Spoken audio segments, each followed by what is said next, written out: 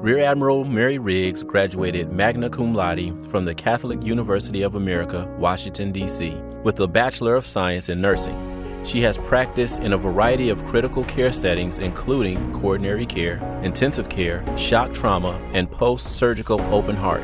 She served in a number of leadership roles, supporting clinical units, as well as being selected to the Women's Board and Specialty Leader for Nursing Research. In 2021, she served as the Deputy Chief for Reserve Policy and Integration and the Deputy Chief for Total Force, Bureau of Medicine and Surgery. She now serves as the Executive Director for the Bureau of Medicine and Surgery.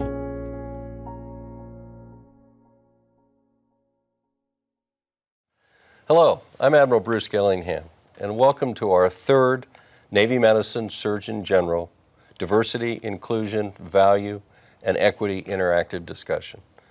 Dive In was launched to encourage leader-driven conversations about contemporary issues impacting diversity, equity, and inclusion. Today, it's my great honor to have with us today Rear Admiral Mary Riggs, who's our Interim Executive Director. It's appropriate that we're going to talk to her about talent management because there are very few positions within senior leadership in Navy medicine that she hasn't held. She's incredibly versatile. She's a Reserve Corps officer who has stepped up to the plate time and again to help us move forward in Navy medicine. So with that, Mary, thank you so much for joining us today for the SG's Dive In series. And I know we've talked about this, and your focus in your previous job as the head of Total Force was Total Force Management. And so today we're going to talk about talent management. And really since March of 2020, we've undergone a significant, dramatic short and long-term shifts, ranging from sudden, necessary move to remote work, larger questions surrounding work-life balance, and the overall relationship between employers and talent. And we all know that talent management is key to the success of an organization. But we also know that competition for that workforce is fierce, and particularly in the healthcare field, and that there's really out there a war for talent. So we've got many open positions that we continue to seek to fill with high quality individuals. And obviously we have to be very intentional about that. So today I want to have a conversation about that and its impact on Navy medicine. So the first question I'd like to ask is, broadly speaking, could you share with us what is talent management and what are our current talent management lines of effort within Navy medicine? First of all, sir, thank you for having me here. It's quite an honor to be here. And thank you for the question. In the short term, talent management is really how we invest in the most important resource of our organization, and that is its people. How do we develop them? How do we inspire them to really love the mission that we're doing here? Sir, it is not lost on me that when you became a Surgeon General and you rolled out your 4 Ps, the first P was people. And that's absolutely appropriate, that our first and most important resource is our people. The 4 lines of effort that we're currently pursuing are, the first one is recruitment. How do we attract new and diverse people into our organization? Historically, when we measured success, it was all about how many people did we have to billets. And now we have to take that to the next step. What kind of people are we attracting? Have we recruited to areas of the population that we've never recruited before? And not only that, but have we recruited from within and done a good job with that? The second step to recruitment is after you've identified people to come into your organization, are we really measuring and holding ourselves accountable to the timeline to get them into the organization? Historically, those timelines have been very long, and we need to do a better job at shortening them. And then secondly, with that, is to look at how do we outreach to those people before they walk in on that first day, to let them know that we're excited about them coming. We want to know what skills they can bring to our team, and we want them to be invested in the mission. I don't care where you are on the career ladder, whether you're brand new, right out of high school or college, or you're in your later years of your career. When you get a new job, having someone give you that phone call before you show up on that first day is really important. It really makes you excited to be part of the team and invested. That's a great way to start. The second line of effort is, of course, retention. And sir, this is all about job satisfaction. We need to do a better job at measuring that. How are we doing? What is it that our folks want from their jobs? What makes them happy? What makes them excited about their mission? We need to be more transparent on what career milestones and opportunities they are. And we need to work with PERS better, making sure that we have a more diverse group of people going up the ladder to those key positions as we move on. You know, sir, studies have shown that organizations with a more diverse population tend to be more innovative in their thinking, and that's certainly where the Navy is going. The next line of effort is professional development. So that's all about training, and certainly the Navy has been very good about that. But sir, as you stepped up to be Surgeon General and are leading us into being a more operational force, just as an example for professional development, that turn in our mission has led us to really look at what skill sets do we really need on some of these platforms? Have we encompassed all those skill sets? And that led to a number of work streams, working manning documents, redoing manning documents to align to those platforms. And of course, now we're working on many different trainings for different folks, looking at what is the best training, comparing our training with other organizations so that we do the best we can for our folks so that they can really be the best providers that there is. And then the last line of effort, but certainly not least, is performance. Again, one of your P's. And performance shouldn't be that once a year evaluation that I get from my supervisor. It should be an ongoing thing. The Navy has done a very good job at modeling different mentoring programs and things like that. But I think it's more than that. It's looking at self-assessment too, utilizing 360 assessments and things like that to really help our workforce improve themselves even before they get feedback from their supervisor. So I think, sir, in a nutshell, that's kind of what we're doing in talent management. So now it's pretty clear, I think, that why you and your team, when you were in total force, were the last ones to leave the building. That's a lot of work. But it's critically important, and so thanks for recognizing that people is our greatest strength. So making sure that we recruit the right folks, we recruit for talent and diversity, that we retain the right folks, the ones that are contributing in a very important way to our organization. We give them opportunities to succeed, and we provide that training that they need. That's impressive, yeah. And really, truly has been impressive from the outside looking in as you and your team worked on that. So obviously, we had a pretty significant event that happened beginning in the early part of 2020. So what impact did COVID-19 have on the workforce? I mean, what have you seen? What impacts, and I'm sure there have been some pluses, but there may have been some minuses. So could you just comment on that in general? Yeah, thank you. I think a lot of people think of COVID as the great disruptor. I like to think of it as a catalyst because it really catapulted us into rethinking how do we do our work. I mean, that's a very basic question. And I think many teams really had to step back and look at what work actually required you to come into the building and what work could be done remotely. Our organization, as well as many organizations around the world, learned to use and leverage technology.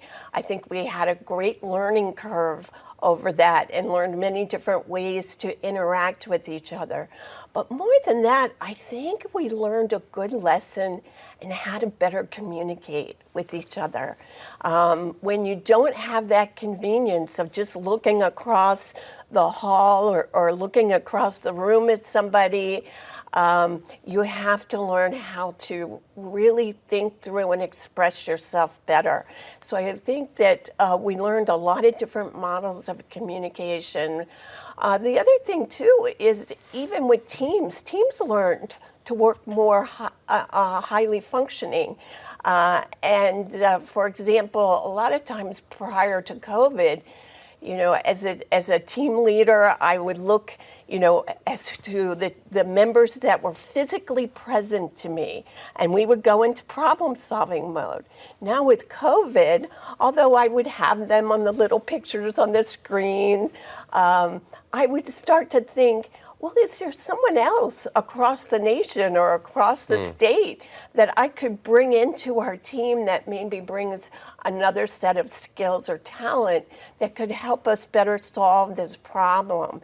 So I think we learned how to work in teams better. But I do think, although there was a lot of good things about working remotely and the flexibility that it provided, I think that one of the things we're all learning as a nation is that when you have certain team members that are struggling either professionally or personally, it's easy for them to become disenfranchised or to become isolated because people don't have eyes on them every day. And so we need to be careful about that and making sure that we are truly engaging every team member and that we are ensuring that everybody's feeling inclusive. And if folks are struggling in any way, that we reach out to them and ensure that they're included, and if they need some help, we get them that help right away. And so I think those are important pros and cons of what we've learned over the last couple of years. Boy, that's impressive.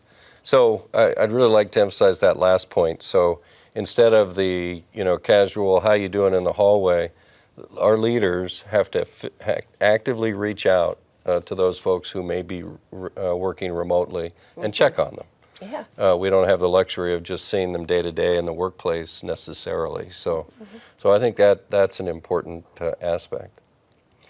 So let's, one of the things we've also seen kind of part and parcel during this last 2 years with COVID has been the so-called Great Resignation.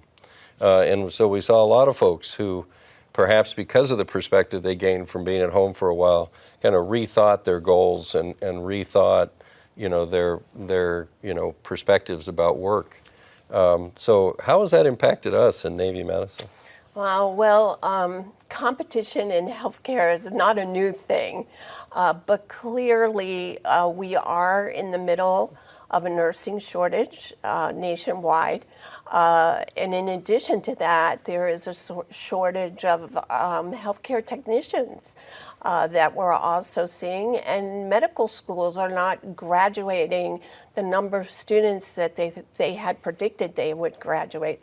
So all of this makes it even a little more challenging. But I think you have to go back to the roots of your organization and the mission that we have that really differentiates us from other healthcare organizations. I mean, all of us come to the Navy, many of us for many personal reasons. And we need to capitalize on why you put the uniform on. For some people, it's simply they want the training and the education. That's fine. For some people, they like the adventure, they want to travel, go to different places. Certainly that's within our purview. But for some folks, it's the camaraderie and the belonging to an organization that's bigger than your own and that is truly invested.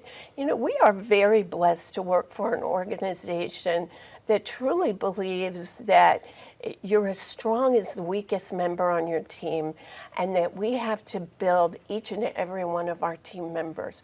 Not every organization thinks that way. We need to capitalize on that. In the end, I think whether you're a civilian or you're military, our U.S. Navy is a beacon of light for many people in the world. And I think that's something all of us truly cherish, and we're proud of that mission, sir. I couldn't agree more, but that's probably something that we need to continue to, those folks that we're actively recruiting, let them know the opportunities in that regard, be it, you know, certainly the opportunity to serve our nation, but also to be part of an elite organization that truly is out there on the vanguard of freedom. So that's impressive. Thank you. Absolutely. So this is supposed to be a dialogue, so I know you may have some questions for me. So I absolutely do, sir. Since you brought up talent management, I was just wondering, you know, where's that on your priority list? That's always been extremely high, you know, even before I became the SG. I've always loved being part of high-performing teams. People is the first P, as you pointed out, of the 4 Ps, because that's the bedrock, that's the foundation. And so are we making sure that the folks that we do attract and retain, are we giving them the skills they need to succeed? Because we ask our folks to do some very challenging things. We ask them to practice medicine, not only in our medical treatment facilities, but downrange in often austere conditions. And time and again, they rise to the occasion. But have we given them every tool to succeed? And for them to make sure that they're at their best when our warfighters are at their worst. Mm-hmm. You know, sir, I've always admired your concern about, you know, our folks and ensuring that they're well trained and well prepared to go. Also, too, sir, I wanted to mention that I'm also aware that you think of a lot of our civilians that support those military that go downrange, and that's been an important aspect that you've also given a lot of highlight to as well. Oh, absolutely. No, I think I can think of any number of civilians that influenced me personally, that made me a better doctor, you know, along the way, a better leader, and they make up a significant portion of our Navy and Navy medicine. And we wouldn't, just like our Reserve Corps, we're absolutely dependent upon them to succeed. So for all the civilian sailors out there, thank you very much, and our civilian Marines, given that we support the Marine Corps. Absolutely, thank you. Sir, how do you envision the future of our work, you know, looking ahead 5 years? You know, what do you see that looking like? Yeah, it's exciting, and I've even said in various forums that I would happily come back as Commander or Captain Gillingham because I want to be part of the future of Navy medicine. I think some very exciting things are happening. We're really realizing that vision of the MHS transformation, that we laser focus on readiness. And so while we've done a terrific job over the years and we've always met the mission, I think we're going to take it to the next level because of the concerted efforts. And I think we're really holistically approaching our platform readiness. And that's why that platforms is the second P, because that's how we operate. And so be it the NMRTC, you know, which is within the MTF, getting those reps and sets, getting that training that we talked about, or whether it's out on some of our exciting new platforms like the Expeditionary Fast Transport, and actually able to do roll-to-afloat care. Our horizons are really opening up. I think now we need to, because the challenge we'll face as early as 5 years from now is that we may be facing a peer competitor and we're not going to have the advantages that we enjoyed, for example, in the Middle East. And so we have to continue this concerted effort to make sure that we're truly skating to where the puck's going to be, not where it is now. But I'm excited because I've seen so much forward progress, and it's just been gratifying to be the Surgeon General during this period of time, despite the challenges of COVID-19. I agree with you. I think that accelerated us as a high reliability organization, and lessons learned from COVID are going to drive us into that future where we need to be. Yeah, I agree with you 100%. And so with that, sir, when we think about that pivot to a more operational force, and we think about the skills that we need and those gaps, how do you see us measuring those skills and doing that gap assessment as we move on? Yeah, I think much of the work that people like Admiral Friedman and Admiral Vi before him and Admiral Keener down at Naval Medical Forces Support Command have done is truly identify what the requirement is. So as we think about these new platforms and we understand the new requirements, we can define the training requirements. And then understanding where we are. Ultimately, the chairman of the Joint Chiefs of Staff and the Secretary of Defense looks at what is known as Defense Readiness Reporting System Strategic. That's how we report our readiness, and we've got a lot of work to do in that. But again, a lot of forward lean on defining what those requirements are, how do we get after getting ready, and we can measure it. And so we'll get better and better at that. We've had tremendous cooperation from our fleet partners. And tomorrow, in fact, I'm going to be talking to the Fleet Health Integration Panel, and they're very aligned with us in terms of thinking of one Navy medicine and what are the ways that we can demonstrate to the fleet and to the Marine Corps we're truly ready to support them out forward. But like I said, I think we're making tremendous strides. We've got work to do, but I think that everybody really sees that vision, and we're getting after it. Yes, I couldn't agree with you more, sir. You know, I've observed over the last 2 years that you've been Surgeon General that we have never been more integrated with the fleet than we are now, in understanding how they work, on them understanding how we work and what they can do to support us as we look to support them. I think that's so important, and I'm really excited for all of our folks out there that look to the future and look at these new platforms that we're training for. You know, and I'm going to take advantage of the fact that you're our senior reserve leader in Navy medicine, and just ask you, where do you see the reserves going forward? Oh, thank you for that, sir. You know, in the past, traditionally, the reserves were always looked at as sort of the backfill mission. You know, oftentimes we were thought of as being the the bench, the sort of second tier, part of the team. And never before, in my experience, have I seen the reserves be incorporated into, those level 1 teams. And it didn't matter if you were reserve or you were active duty. We were just all part of the same team. We were an EMF, just like the active duty were. We trained just like the active duty. Our FTPMUs, they're at a tiered readiness level too, as with the active component. During the COVID missions, I know you and I were on the phone quite frequently, and it wasn't, do I send an active or a reserve? It's like, who can go now and get out the door now? And so we were very much not the second tier players, but we were the first tier players often.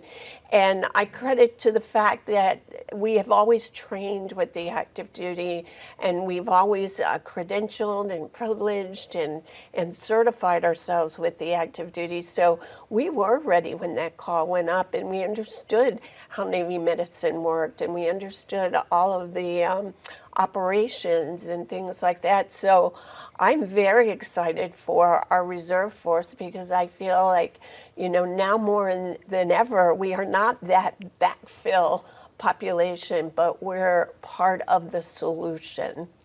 No, I couldn't agree more. And one of the things that's always struck me about our reserves, going back to when I was a full-time clinician, is thinking about the diversity of thought and background they bring. So even if it's just a 2-week AT, to have a fresh perspective. And I think one of the real values of our reservists is they keep us from groupthink. And so I've always appreciated that. And I think that mixing, really is supportive of our goals in terms of diversity and inclusion and equity. Yeah, and the other thing I think that's exciting about the reserves at this point in our journey as Navy medicine is that as we pivot to that operational force and as we start to rethink, how do we train, what do we train to? I mean, there is nothing better that the reserves do than train. You give us something to train to and we just adapt to it because that's our number one goal is to always stay trained and ready. And so some of those skills that we can bring to training sessions I think are going to be also considered valuable in the future. And the other thing I often think about in one of our goals in our future state DTM is looking at and possibly piloting a hybrid RCAC unit. Why couldn't we do that? So I think there are many possibilities that we can look at to the future, and I'm very excited about them. Well, that's great. Well, thank you for your leadership, not only of the reserves, but everything that you've done for Navy medicine. And so, thank you, sir, for all your leadership as you're well. Welcome. Labor of love. Yes. So what I'm going to end on one question. So what would Rear Admiral Riggs tell Lieutenant Riggs about the future and how to have a successsul career? Oh, thank you for that question. I too, sir, share your envy in that I wish I was Lieutenant Riggs right now. What I would say to Lieutenant Riggs is, you know what? Have no fear. Jump in with both feet because the future is very bright. There's a lot to learn out there, but also there's a lot that you can share with others and teach others. So don't embrace it all and just know we're all going on this journey together. And those that jump in with both feet, they will be the early adapters and they will shine. So just keep going. The nurse corps taught me that you should bloom where you're planted, right? Yeah. So, and in talking to DSG, to Admiral Schaefer earlier, she mentioned that not hold yourself back, and you just kind of emphasized that theme, that put yourself out there. Yeah. Nothing ventured, nothing gained, I guess. Has that been successful, practice for you?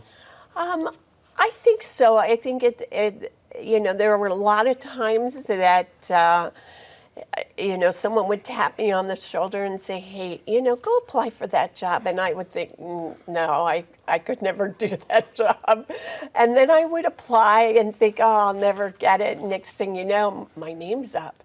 And then you just say, well, I'll just do the best job I can, and hopefully where I fail, I'll get the feedback and turn around quickly on it. So not everything always works out. It didn't always work out for me. There were times where I could have done things better, and you got to shake that off. You got to learn from it and move on with it, and then you will just continue to grow. But I'll tell you, the most valuable thing of my career is doing new jobs, working with new teams that I never envisioned before, and then looking back and seeing the team members that I was able to have a tremendous bond with, and we all grew together. And you look back on those times and you really cherish those times.